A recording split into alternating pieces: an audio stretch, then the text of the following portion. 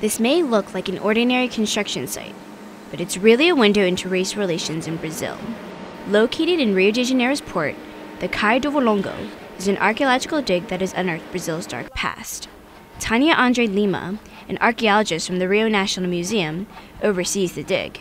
She says the discoveries at the site date back to the early 17th century, when the African slaves arrived at the Cais do Valongo, or Valongo Wharf.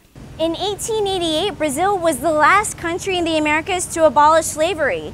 And here at the Cais do Valongo, archaeologists are finding artifacts that the slaves left behind.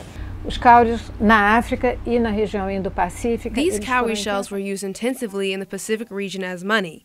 Here in Brazil, we have African-rooted religions that have oracles in which a priest throws the cowrie shells to predict the future. The artifacts at Cais do Valongo evoke memories of more than a century of slavery in Brazil. Even though the Brazil slave history is buried beneath the streets of Rio, the goal of racial equality is not yet a reality. We can see this by talking to the people working here today. Regina Santana is a 41-year-old archaeologist from Bahia.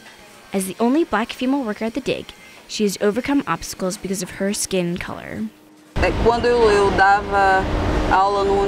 When I used to work as a professor at a private university, the students wouldn't enter the class because they were saying that I was not a professor. Santana was carrying school materials, and people still did not see the figure of a teacher.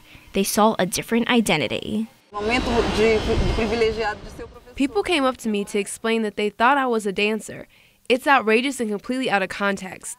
This is how people deal with discrimination in Brazil. They diminish their trust in you.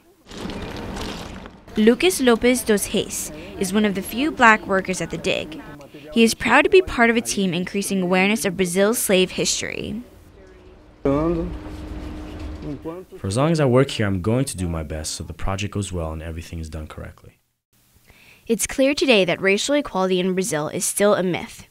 In January, The Economist magazine reported that nearly half of the people living in Rio's favelas, or slums, are black.